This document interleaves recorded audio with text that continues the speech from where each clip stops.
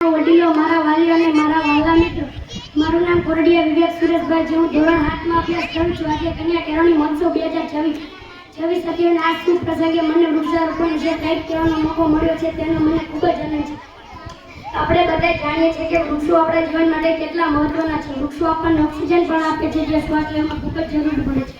વૃક્ષો વરસાદ લાવવામાં પણ મદદ કરે છે અને જમીનનું ધોવાણ પણ અટકાવે છે. પક્ષી અને વૃક્ષો અન્યનું જીવન રહેઠાણ પૂરું પાડે છે. ટૂંકમાં વૃક્ષો વગર પૃથ્વી પર જીવન શક્ય નથી.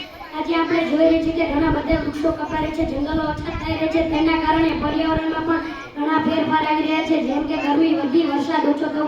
આ ભવિષ્યમાં અને સ્વાસ્થ્ય માટે સારું નથી, તો આપણે સૌએ વૃક્ષારોપણ કરવું જોઈએ. આપણે આપણી શાળામાં વૃક્ષો વાવી અને તેનું જતન કરી. આપણા ઘરે પણ આપણે નાના નાના રોપ સોંપી શકીએ છીએ. અર્થ માત્ર એક છોડ રોપો એટલું નહીં, નિયમિત તેનું ધ્યાન રાખવું, તેને પાણી આપવું અને તેને મોટું કરવું.